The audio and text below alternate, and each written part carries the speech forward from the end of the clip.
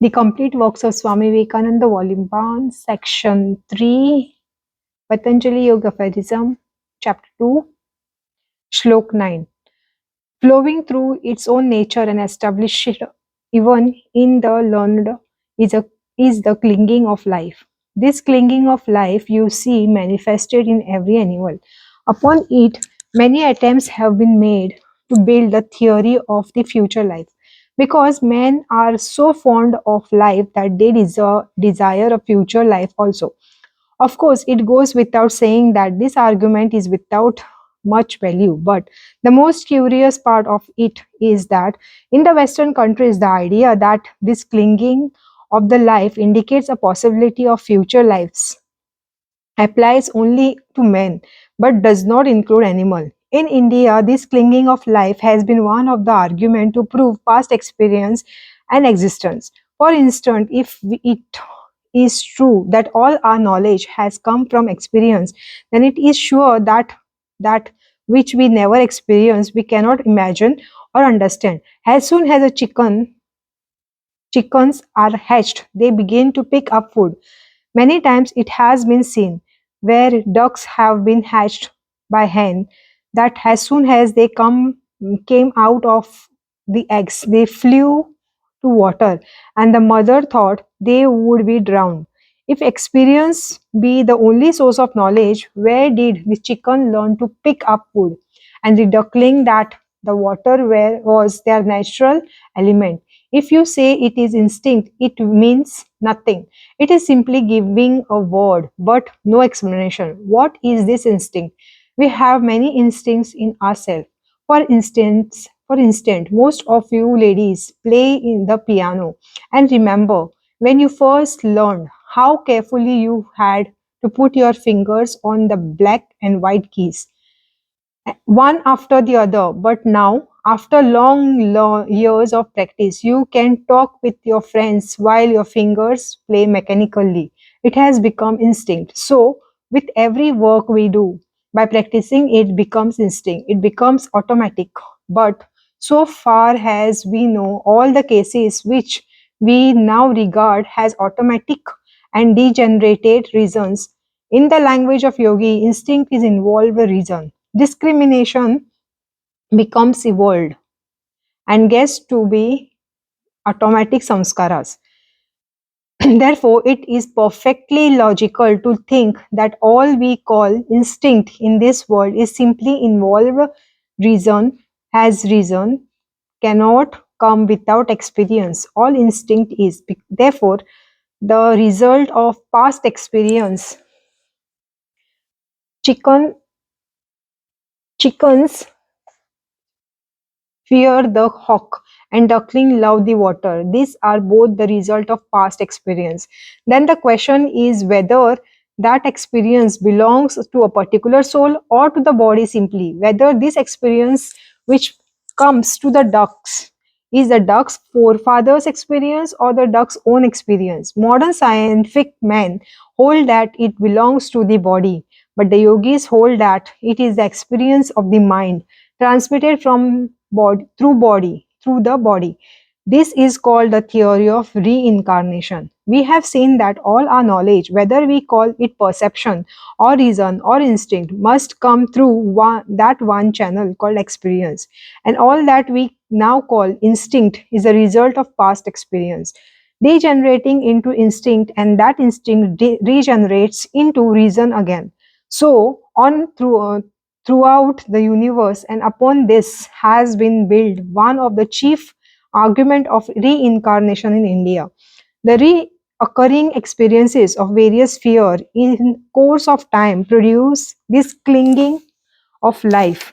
That is why the child is instinctively afraid, because the past experience of pain is there in it. Even in the most learned men who know that this body will come and who say, never mind, we have had hundred of bodies, the soul cannot die. Even in them, hundreds, with all their intellectual convictions, we still find this clinging on to the life. Why is this clinging of life or to the life? We have seen that it has become instinctive. In the psychological language of the yogis, it has become a samskar. The samskaras, fine and hidden, are slipping in the chitta. All the past experiences of death, all that which we call instinct, is experience become subconscious. It lives in the chitta and is not inactive but is working underneath. The chitta vritti is the mind waves which are gross. We can appreciate and feel. They can be more easily controlled. But what does the finer instinct? How can they be controlled? When I am angry, my whole mind becomes a huge wave of anger. I feel it, see it, handle it, can easily manipulate it, and can fight with it. But I shall not succeed perfectly in the fight until I can get down below to its causes. A man says something very harsh to me, and I begin to feel that I am getting heated. And he goes on till I am perfectly angry and forget myself, identify myself with anger. When he first begins to abuse me, I thought I am going to be happy, angry, or happy. Anger was one thing and I was another. But when I became angry, I was angry. This feeling I have to be controlled in the gem, the root in their fine form, before even we have become conscious that they are acting on us. With the vast majority of mankind, the fine states of this passion are not even known. The states in which they emerge from subconsciousness, when a bubble is rising from the bottom of the lake, we do not see it, nor even when it is nearly come to the surface. It is only when it bursts and makes a ripple that we know it is there. We shall only be successful in grasping with the waves when we can hold get hold of them and in their fine causes, and until you can get hold of them and subdue them before they become gross, there is no hope of conquering any passion perfectly. To control our passion, we have to control them at their very roots. Then alone shall we be able to burn out their very seeds, as fried seeds thrown into the ground will never come up. So these passions will never rise. 10th shlok. The fine samskaras are to be conquered by resolving them into their casual state. Samskaras are the subtle impressions that manifest themselves into the gross form later on. How are these fine samskaras to be controlled? By restoring the effect into its cause. When the chitta, which is an effect, is resolved into its cause, asmita or egoism, then only the fine impressions die along with it. Meditation cannot destroy this. 11th shlok. By meditating or by meditation, their gross modification are to be rejected. Meditation is one of the great means of controlling the rising of these waves. By meditation, you can make the mind subdue these waves, and it you go on practicing meditation for days and months and years until it has become a habit, until it will come in spite of yourself. Anger and hatred will be controlled and checked. Shlok 12th. The receptacle of works has its root in this pain, bearing obstacles, and their experience is in this visible life or in the unseen life. By the receptacle of works is meant the sum total of samskar. Whatever work we do, the mind is thrown into the waves, and after the work is finished, we think the wave is gone. No, it has only become fine, but it is still there. When we try to remember the work, it comes up again and becomes a wave. So it was there. If not, there would not have been memory. Thus, every action, every thought, good or bad, just goes down and becomes fine and is there stored up. Both happy and unhappy thoughts are called pain bearing obstructions because, according to the yogis, they in the long term bring pain. All happiness which comes from the senses will eventually bring pain. All enjoyment will make us thirst for more, and that brings pain as its result. There is no limit to man's desire. He goes on desiring, and when he comes to a point where desire cannot be fulfilled, the result is pain. Therefore, the yogis regard the sum total of the impressions, good or evil, as pain bearing obstructions. They obstruct the way to freedom of the soul. It is the same with the samskaras, the fine roots of all our works. They are the causes which will again bring effects, either in this life or in the lives to come. In exceptional cases, when these samskaras are very strong, they bear fruit quickly. Exceptional acts of wickedness or goodness bring their fruits even in this life. The yogis hold that men who are able to acquire a tremendous power of a good samskar do not have to die, but even in this life can change their bodies into good bodies.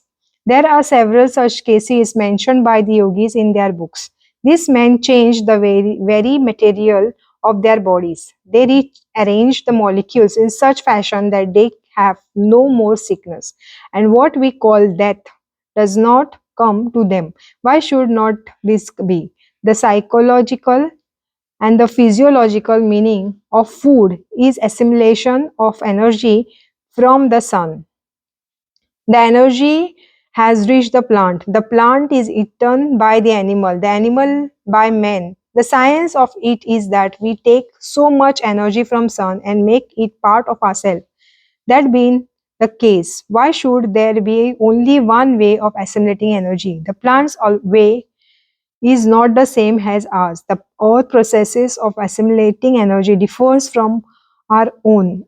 But all assimilation energy is some form or other. The yogi says that they are able to assimilate energy by the power of the mind alone, that they can draw in as much of it as they desire without recourse to ordinary methods. As a spider makes its web out of its own substance and becomes bound in it and cannot go anywhere except along the line of that web, so we have projected out of our own subject with this network called the nerves, and we cannot work except through the channels of those nerves. The yogi says we need not be bound by that. Similarly, we can send electricity to any part of the world, but we have to send it by means of wires. Nature can send a vast mass of electricity without any wires at all. Why cannot we do the same? We can send mental electricity. What we call mind is very much the same as electricity. It is clear that this nerve fluid has some amount of electricity because of it is polarized, and it answers all electrical directions. We can only send our electricity through these nerve channels. Why not send the mental electricity without this aid? The yogis say it is perfectly possible and practicable, and that when you can do that, you will work all our universe. You you will be able to work with the body anywhere without the help of the nervous system. When the soul is acting through these channels, we say a man is living, and when this ceases to work, a man is said to be dead. But when a man is able to act either with or without these channels, birth and death will have no meaning for him. All the bodies in the universe are made up of tanmatras. The difference lies in the arrangement of the latter. If you are the arranger, you can arrange the body in one way or another. You make who makes up this body but you. You eat the food. If another ate the food for you, you would not live alone. Who makes the blood out of food? You certainly. You purify the blood and send it through the veins. You. We are the masters of the body and we live in it. Only we have lost the knowledge of how to regenerate it. We have become automatic degenerate. We have forgotten the process of arranging its molecules. So, what we do automatically has to be done knowingly. We are the masters and we have to regulate that arrangement. And as soon as we can do that, We shall be able to regenerate just as we like, and then we shall have neither birth nor disease nor death. Shlok 13. The roots being there, the fruitation comes in the form of species, life, experience of pleasure and pain. The roots, the causes, the samskaras been there. They manifest and from the form the effect. The cause dying down becomes the effect. The effect getting subtiler becomes the cause of the next effect. A tree bears a seed which becomes the cause of another tree, and so on. All our works now are the effects of the past samskaras. Again, these works becoming samskaras will be causes of future actions, and thus we go on. So that aphorism says that the cause been there, the fruits must come in the form of species of beings. One will be man, another will be angel, another will be the animal, another will be demon. Then there are different effects of the karmas in life. One man lives 50 years, another 100, another dies in 2 years and never attain maturity. All these difference in life are regulated by the past karmas. One man is born as it were for pleasure. If he buries himself in the forest, pleasure will follow him there. Another man, wherever he goes, is followed by the pain. Everything becomes painful for him. It is a result of their own past.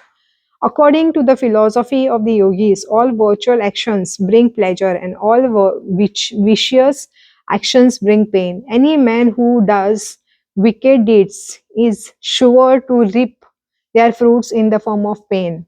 Shlok 14. They bear fruits as pleasure or pain, caused by virtues or vice. Shlok 15. To be discriminating all is, as it were, painful on account of everything brings pain either has consequences or has anticipation of the loss of happiness or has fresh carving arise from impressions of happiness and also the counteraction of the qualities. The yogis say that the man who has discriminating powers, the man of good senses, see through all that are called pleasures and pain, and knows that they come to all, and that one follows and melts into the other. He says that the man follows has ignis patus all these their lives, ignis fatus all their lives, and never succeed in fulfilling their desires. The great king Yudhishthira once said that the most wonderful thing in life is that every moment we see people dying around us, and yet we think we shall never die. Surrounded by fools on every side, we think we are the only exceptions, the only learned mans. Surrounded by all sort of experiences of fickleness, we think our love is the only last love. How can that be? Even love is selfish, and the yogi says that in the end we shall find that even the love of husband and wives, children and friends slowly decays. Decadence seizes everything in this life. It is only when everything in a even love fails that with a flash a man finds out how vain, how dreamlike in is this world. Then he catches a glimpse of vairagya, that is renunciation, catches a glimpse of beyond. It is only by giving up this world that the other comes, never through holding on to this one. Never yet was there a great soul who had not to reject sense pleasures and enjoyments to acquire his greatness. The cause of misery is the clash between the different forces of nature, one dragging one way and another dragging another, rendering permanent happiness impossible. Shlok 16. The misery which is not yet come is to be avoided. Some karma we have worked out already, some we are working out now in the present, and some are waiting to bear fruits in the future. The first kind is past and gone.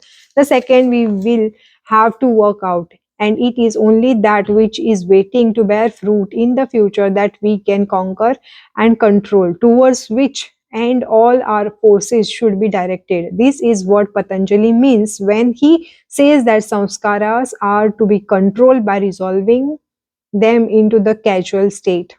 Shlok 17. The cause of that which is to be avoided is the junction of the seer and the seen. Who is seer? The self of man, the Purush. What is the seen? The whole of nature beginning with the mind down to gross matter.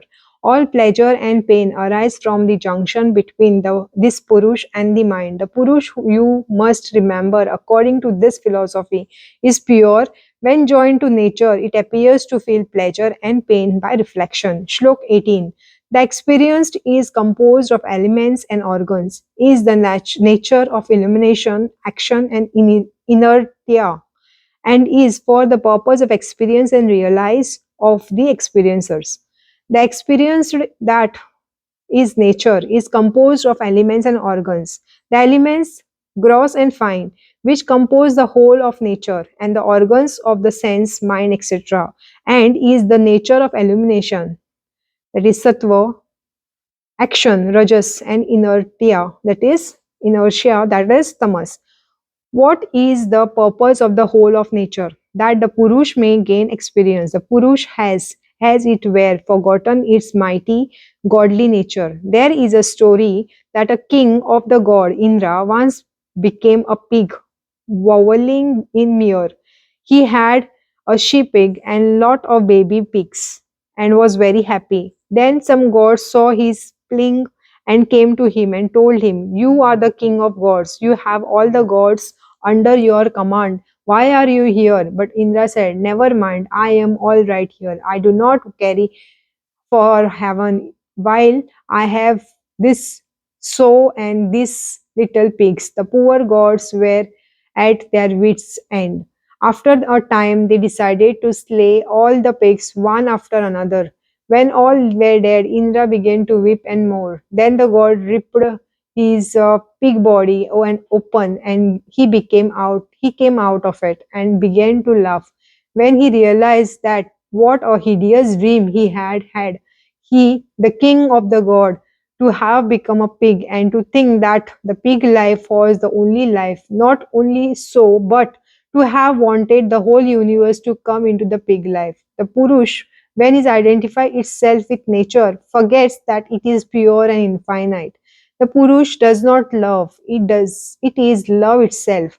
It does not exist, it is existence itself. The soul does not know, it's knowledge itself. It is a mistake to say the soul love exists or no. Love, existence, and knowledge are not the qualities of the Purush, but its essence. When they get reflected upon something, you may call them the qualities of that something. They are not the qualities but the essence of the Purush, the great Atma, the infinite being without birth or death, established in its own glory. It appears to have become so degenerate that if you approach to tell it you are not a pig, it begins to squeal and bite. Thus is it with all in the Maya, this dream world, where it is all misery, weeping, and crying, where a few golden balls are rolled and the world scrambles after them. You were never bound by law. Nature never had a bound for you. That is what the yogi tells you. Have patience to learn it, and the yogi shows how. By junctions with nature and identifying itself with the mind and the world, the Purush thinks itself miserable. Then the yogi goes on to show you that the way out is through experience. You have to get all this experience, but finish it quickly. We have placed ourselves in this net and will get have to get out. We have got ourselves caught in the trap and we will have to work out our freedom. So get this experience of husbands and wives and friends and little ones. You will get through them safely if you never forget what you really are. Never forget that this is only a momentary state and that we have to pass through it. Experience is the one great teacher, experience of pleasure and pain. But now it is only experience. It leads step by step to that state where all the things become small and the Purush so great that whole universe seems as a drop in the ocean and falls off by its own nothingness. We have to go through different experiences, but let us never forget the idea.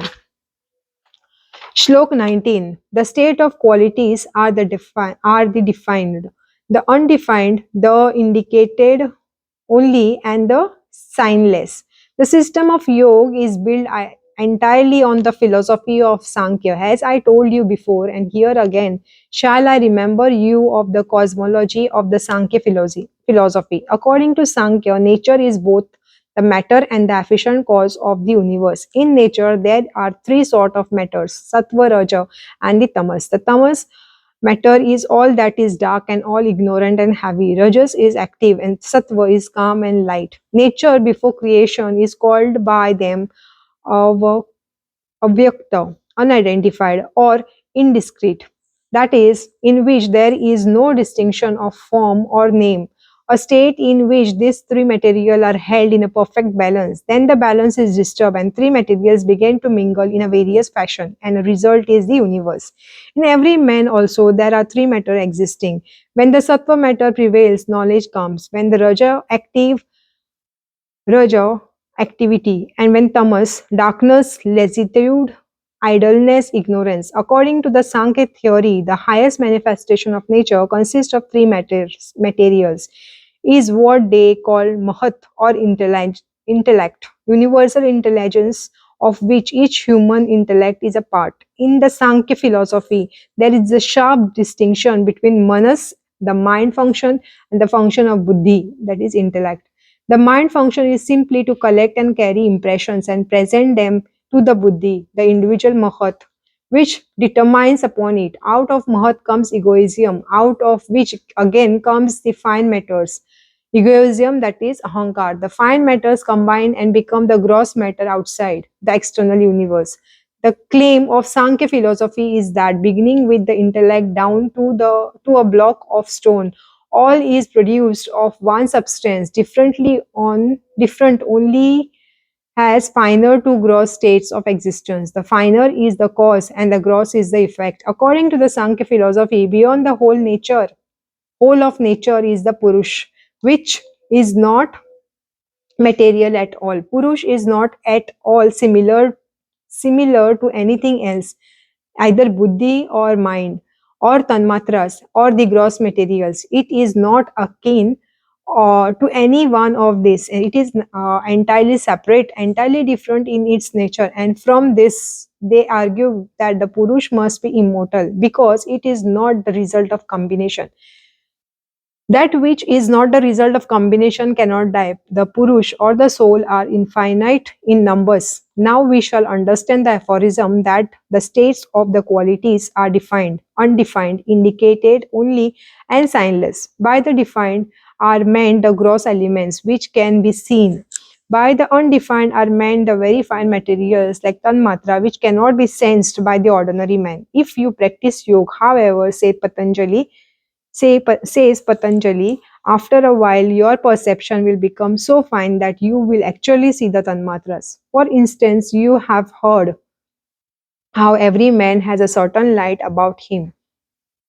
Every living being emits a certain light, and this, he say, can be seen by the yogi. We do not all see it, but we all throw out this tanmatra just as the flower continuously sends out fine particles which enables us to smell it. Every day of our lives, we throw out a mass of good and evil, and everywhere we go, the atmosphere is full of these materials. That is how there came to the human mind unconsciously the idea of building temples and churches. Why should men build churches in which to worship God? Why not worship Him anywhere? Even if he did not know the reason, man found that place where people worship God became full of good tanmatras. Every day people go there, and more than they go, the holier they get, and holier that place becomes. If any man who has not much sattva in him goes there, the place will influence him and arouse his sattva quality. Here, therefore, is the significance of all the temple and holy places. But must remember that their holiness depends on the holy people congregating there. The difficulty with man is that he forgets the original meaning and puts the cart before the horse.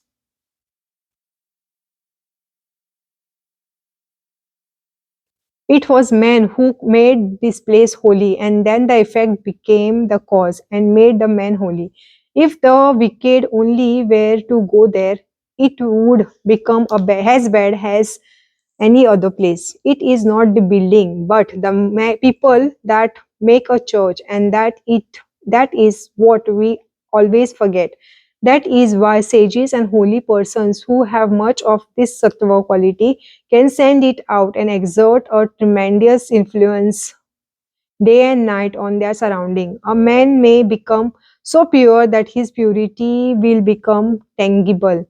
Whosoever comes in contact with him becomes pure. Next the indicates only means the buddhi, the intellect. The indicated only is the first manifestation of nature.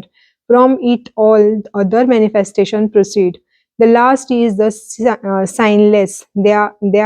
There seems to be a great difference between modern science and all religious at this point. Every religion has the idea that the universe comes out of intelligence.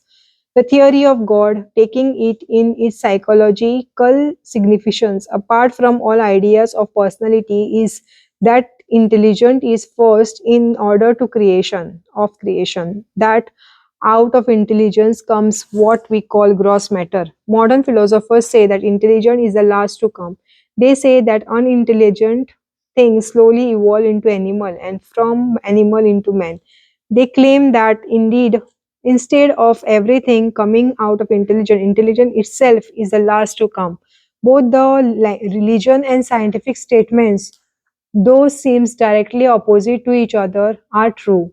Take an infinite series A dash B dash A dash B dash A dash B dash etc. The question is which is first, A or B?